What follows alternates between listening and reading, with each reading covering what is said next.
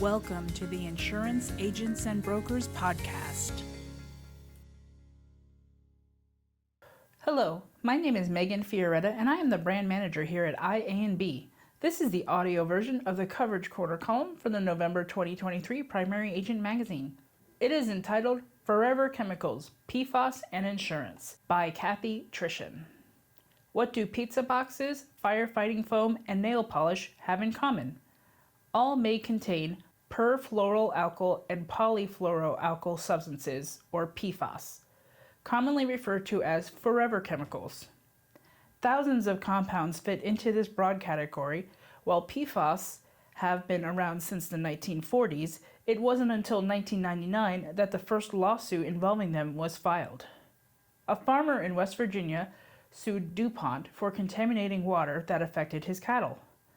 Litigation has expanded since, and there has been increased regulatory activity against those businesses with PFAS exposures. The costs of these claims and the cost to defend them can be staggering. 3M recently settled claims involving drinking water contaminated with PFAS for $10.3 billion. PFAS are man-made chemicals that contain fluorine and carbon atoms, which are used in a variety of products, making them resistant to oil, heat, stains, or water.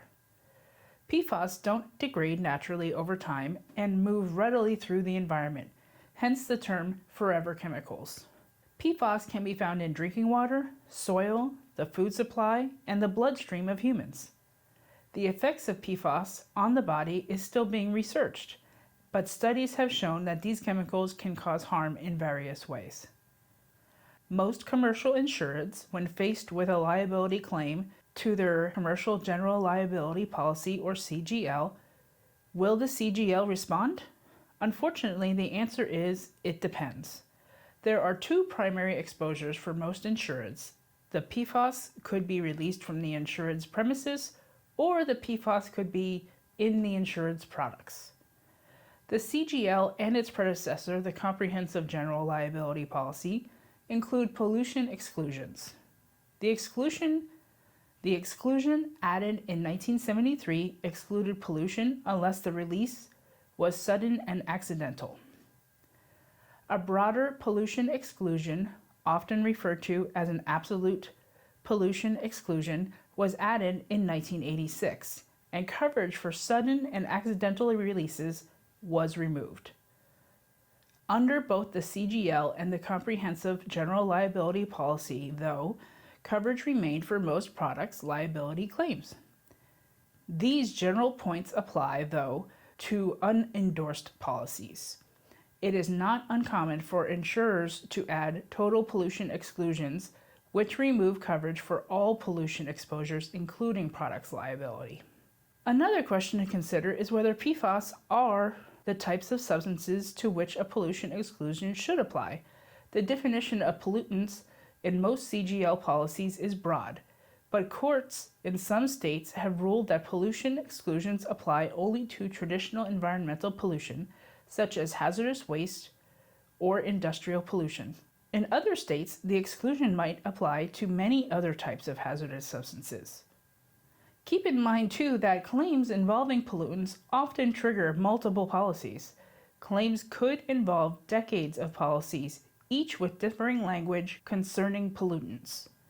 For an insured who has been manufacturing products with PFAS since the 1950s, having information on older liability policies could make a tremendous difference when a lawsuit is filed.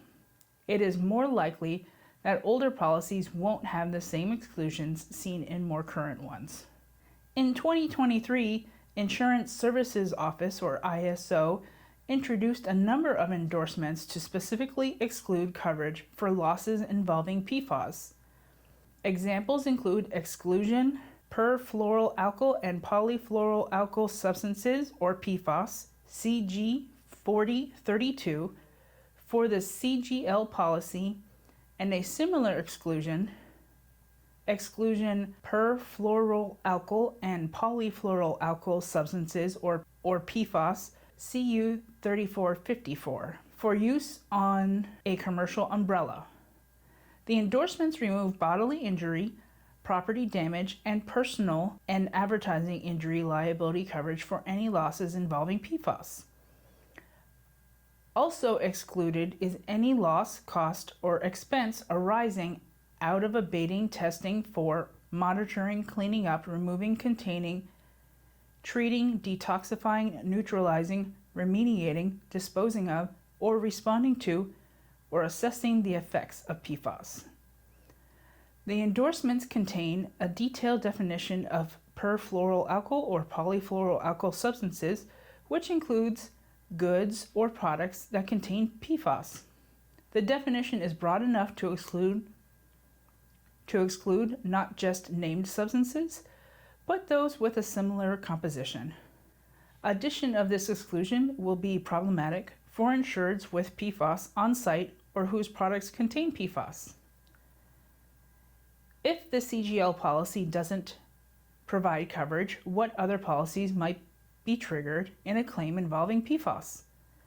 Pollution liability policies and standalone products liability policies may be of help to some insureds. Terms vary widely though, so language must be carefully reviewed. And while a director's and officer's liability policy doesn't respond directly to bodily injury and property damage claims, these policies could come into play if claims are made against company executives for their management decisions involving PFAS. Now is the time to begin talking to insureds about their exposures in the area and what, if any, coverage may be available. The problem of forever chemicals is not going away anytime soon. Till next time. Written by Cathy Trischan, CPCU, CRM, CIC, ARM, AU, AAI, CRIS, MLIS, TRIP. She is IA&B's Commercial Alliance Education Consultant. She works with our CIC and CISR programs as well as our live CE webinars. Catch her at one of our upcoming courses at iabforme.com/education. Thank you for listening. Insurance Agents and Brokers is the premier resource and champion for independent insurance agencies in Pennsylvania, Maryland, and Delaware. For more information, visit iabforme.com.